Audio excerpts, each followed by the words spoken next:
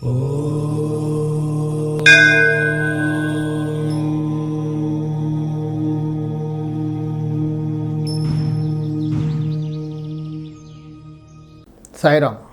నేను మీ విశ్వకర్మ వాస్తు యూట్యూబ్ ఛానల్కి స్వాగతం.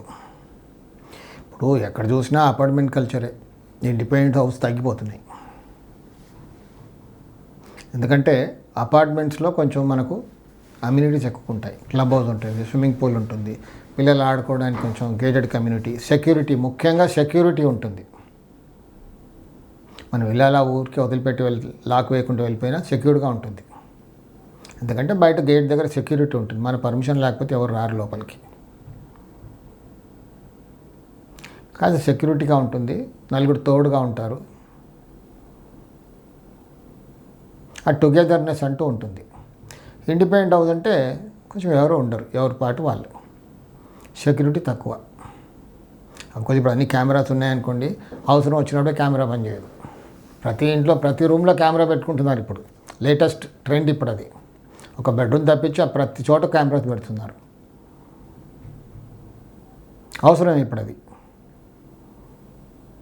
సో అపార్ట్మెంట్స్కి కొంతమంది ఏమని అడుగుతున్నారంటే కామెంట్స్లో, లిఫ్ట్ ఎక్కడ ఉండాలి అంటే కారిడార్కి లిఫ్ట్ ఎక్కడ ఉండాలి?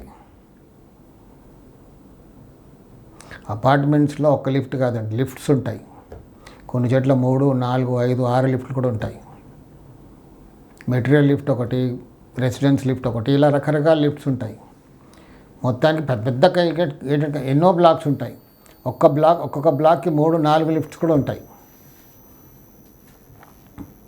ఆర్కిటెక్ట్స్ డిజైన్ చేసేటప్పుడు వాళ్ళు ఎక్కడ సదుపాయంగా ఉంటుందో అక్కడ ఇస్తూ ఉంటారు.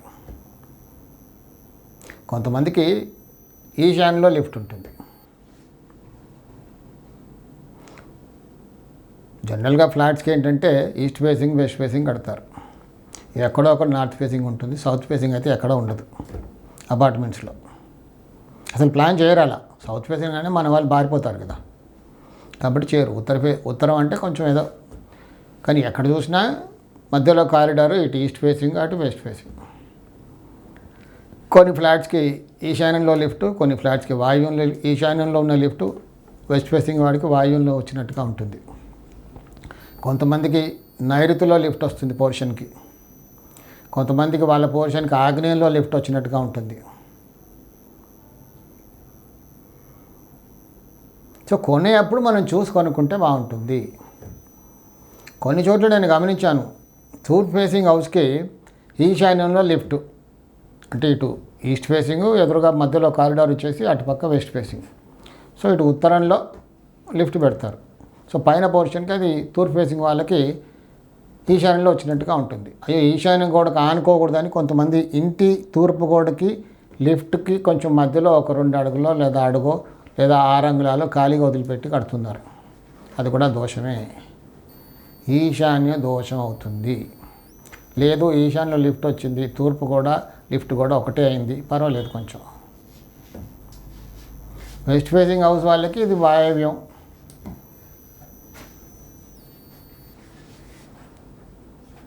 దాని పక్కనే ఇంటికి కూడా వాయువులో వచ్చినట్టుగా ఉంటుంది, తప్పదు. కానీ కొన్ని పోర్షన్స్కి ఆగ్నేయంలో ఉంటుంది లిఫ్ట్, ఆ పోర్షన్కి ఆగ్నేయంలో లిఫ్ట్. మరికొన్ని పోర్షన్స్కి నైరుతిలో వచ్చినట్టుగా ఉంటుంది లిఫ్ట్.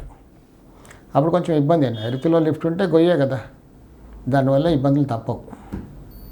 ఆగ్నేయంలో లిఫ్ట్ గొయ్యి, దానివల్ల కూడా తప్పదు. సో కొనేటప్పుడు మనకు అది చూసుకొని జాగ్రత్తగా. అపార్ట్మెంట్స్లో లిఫ్ట్తో చాలా గొడవలు. కారిడార్ ఊరికే కొంతమంది ప్లాన్లు పంపిస్తుంటారు, గురుగారి ప్లాన్ చూసి ఓకే చేస్తారా? మరి నేను ప్లాన్ చూసి ఓకే చేయను. ఫిజికల్గా అక్కడ స్థలానికి వెళ్ళి స్థలంలో బాలని చూసి అక్కడ టిపికల్ ఫ్లోర్ ప్లాన్ చూస్తే అర్థమవుతుంది. ప్లాన్ చూడగానే కొంతమందిని సరే ఊరికే ప్లాన్ పంపించండి అంటాను. ప్లాన్ చూస్తే అసలు మనం లిఫ్ట్ని మనం ఏం చేయలేం కదా. వాళ్ళు ఎన్నుకున్న పోర్షన్కి లేదా ఖాళీగా ఉన్న పోర్షన్ ఎక్కడైతే బిల్డర్ ఆప్షన్ ఇస్తాడు కదా, ఇవే ఖాళీగా ఉన్నాయండి అని, దానికి నైరుతిలో లిఫ్ట్ ఉంటుంది. అప్పుడు ఏం చేస్తాం? గుడ్డిగా నో అని చెప్తాం. అలాంటి వాటి జోలికి మనం వెళ్ళకూడదు. ఎందుకంటే మన లిఫ్ట్ మనం ఏం చేంజ్ చేయలేం కదా. మా ఇల్లంతా లోపల బాగుంది కదండి, ఆ బయట ఉంది కదా, కొనుక్కోమన్నారండి మా గురువుగారు, ఇంకొకతను చూశారు, మా సిద్ధాంతి గారు చూశారండి, కొనుక్కోమన్నారు, మీరేం వద్దంటున్నారు. మరి నేను ప్రాక్టికల్గా చూశాను కాబట్టి చెప్తున్నాను వద్దు అని. ఇల్లంతా బాగుంది, మీ ఈశాన్యం లోపల ఉంది, మీ నైరుతి అక్కడ ఉంది కదా, ఇదేం అవదండి అని అనుకుంటే నేనేం చేయలేను దానికి. దానివల్ల ప్రమాదాలు తప్పవు. సాయి రక్ష.